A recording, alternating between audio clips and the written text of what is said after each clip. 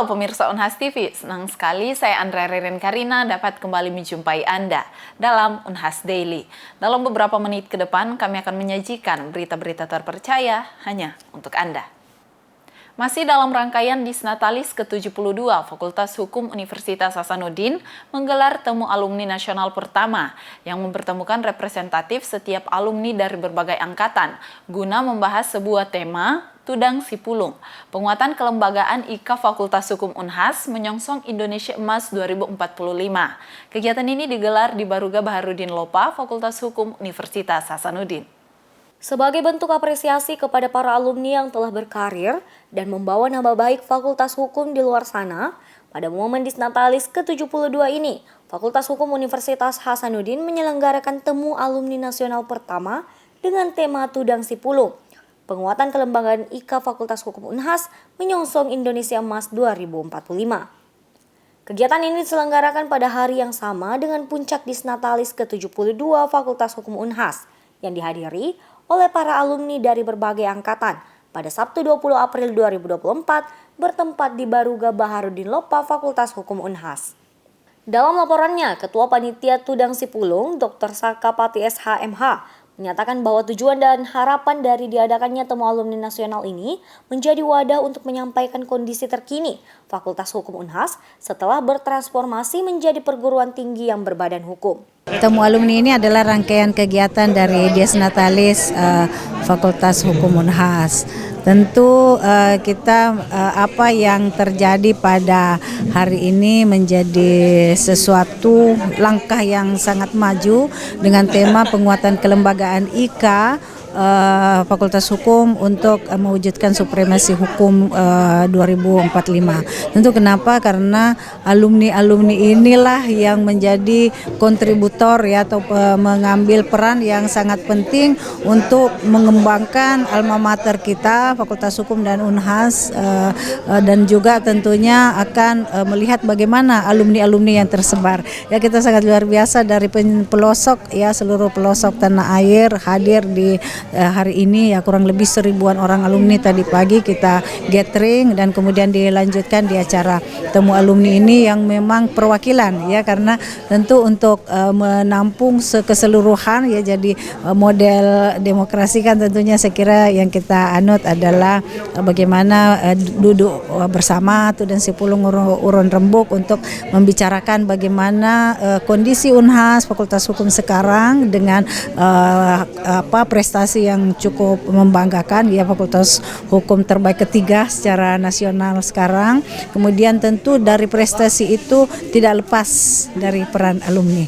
Nah mudah-mudahan secara khusus untuk kelembagaan IKA-nya karena nanti alumni ini akan sangat kuat kalau ditopang oleh kelembagaan yang akan mengurusi IKA itu secara terlembaga. Nah kebetulan memang Ketua IKA Fakultas Hukum yang sebelumnya itu Kakanda Dr. Sahrul Yassin Limpo selain juga sudah beliau selama ini sudah memimpin tentu hanya proses dan mekanisme saja yang harus kita mengikuti dengan ketentuan organisasi. Sementara itu, pengurus pusat IKA Unhas yang diwakili oleh Ketua Harian IKA Unhas, Muhammad Ismak SHMH, menyampaikan rasa bangganya menjadi bagian dari Fakultas Hukum Unhas di usianya yang ke-72, berhasil naik ke peringkat 3 sebagai fakultas hukum terbaik di Indonesia.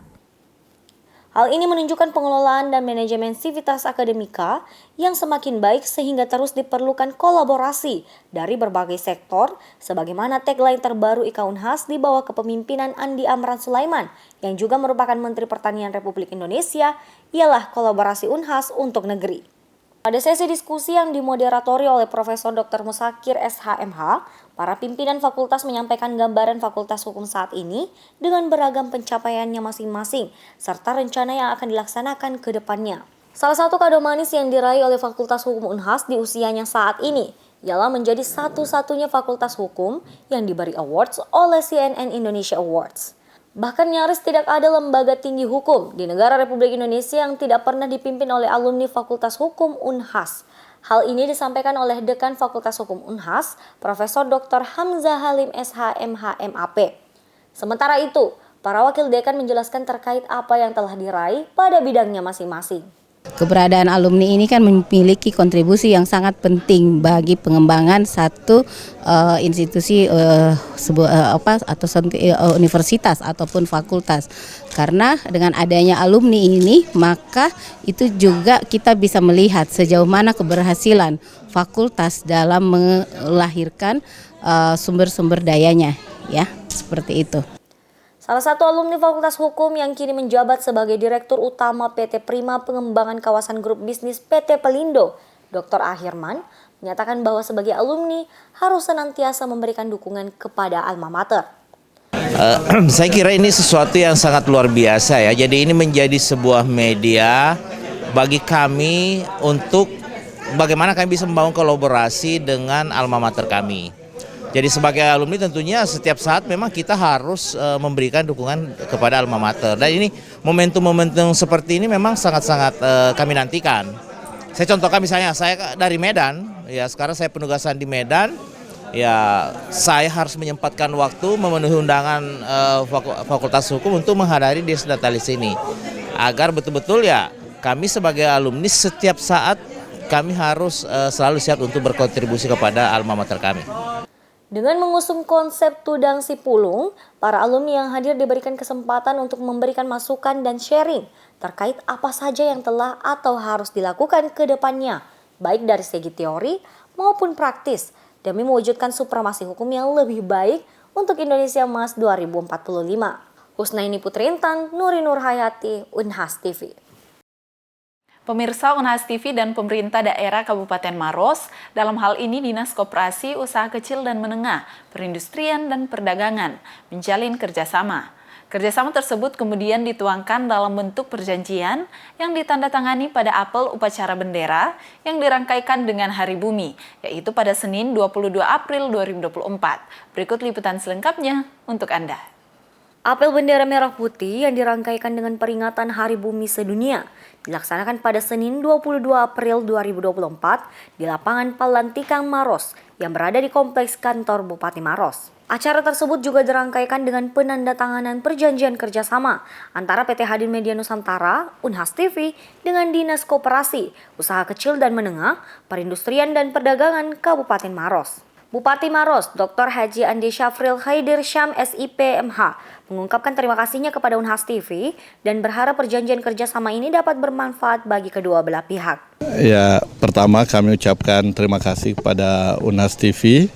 Pada hari ini kita melaksanakan perjanjian kerjasama dalam rangka bagaimana pemerintah daerah bisa menyebarluaskan informasi pembangunan yang telah dilakukan, ya terutama dengan Dinas Koprindak, ya hasil-hasil produk UMKM, hasil-hasil produk kita ini bisa juga dimediakan atau disampaikan oleh Unhas TV. Dalam pelaksanaan apel bendera merah putih yang dirangkaikan dengan penandatanganan perjanjian kerjasama dengan Unhas TV, juga dirangkaikan dengan peringatan Hari Bumi. Seluruh ASN dihimbau untuk melakukan gerakan menanam pohon untuk menjaga kelestarian lingkungan. Bupati Maros dalam pelaksanaan apel tersebut memberikan amanat kepada para ASN untuk meningkatkan kesadaran dalam menanam pohon.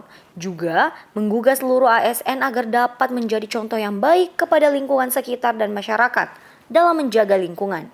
Ya, pada hari ini pemerintah daerah Kabupaten Maros dan seluruh masyarakat Maros ini memperingati Hari Bumi di tanggal 22 April. Ini secara simbolik seluruh ASN kita, seluruh pelajar kita, baik tingkat SD, SMP, ya pada hari ini melakukan penanaman secara serentak di Kabupaten Maros, dan kita juga mengajak seluruh komponen masyarakat, sehingga harapan kita seluruh masyarakat ini menanam pada hari ini, di Hari Bumi ini, sebagai simbol untuk menjaga lingkungan dan menjaga kelestarian lingkungan kita. Ada sekitar 7.000 ASN yang telah membawa bibit dan pohon dalam peringatan Hari Bumi 22 April 2024 yang kemudian ditanam di sekitar kompleks kantor bupati, lingkungan sekitar, dan juga disebar di beberapa tempat. Pohon yang dibawa oleh para ASN ada berbagai macam, mulai dari pohon mangga, pohon rambutan, hingga pohon durian. Zara Sabita Suceng, Muhammad Syaiful, Unhas TV. Indonesia berhasil mencetak transaksi potensial senilai 15,68 juta dolar Amerika Serikat atau setara dengan 253 miliar. Pameran di Cavex Expo yang berlangsung pada 18 hingga 20 April 2024 di Egypt International Exhibition Center, Kairo, Mesir. Produk biji kopi Indonesia, bubuk kakao, kelapa hingga briket arang menjadi produk yang paling banyak diminati. Berikut berita selengkapnya untuk Anda. Berbagai produk makanan dan minuman Indonesia berhasil mencetak transaksi potensial senilai 15,68 juta dolar Amerika Serikat atau setara dengan 253 miliar rupiah pada pameran di Cavex Expo yang berlangsung pada 18 hingga 20 April 2024, berlangsung di Egypt International Exhibition Center, Kairo, Mesir. Atas perdagangan KBRI Kairo, M. Syahran Bakti mengatakan kesuksesan Pavilion Indonesia pada Cavex Expo 2024 ini merupakan hasil kerjasama antara Kementerian Perdagangan Republik Indonesia dengan KBRI Kairo. Ia juga menerangkan produk makanan dan minuman Republik Indonesia yang dipamerkan, diantaranya biji kopi spesialty, kopi robusta, kopi arabica, bubuk kakao, coklat, rumput laut, madu, briket arang batok kelapa, kokopit, tuna, kecap dan saus, rempah-rempah, mentega putih, buah mamai sapote, kerajinan tangan, dan produk perlengkapan rumah tangga. Duta Besar Republik Indonesia di Kairo, Lutfi Rauf, menerangkan dalam pameran ini transaksi terbesar diraih oleh produk biji kopi Indonesia, disusul oleh bubuk kakao, kelapa dan turunannya, serta briket arang.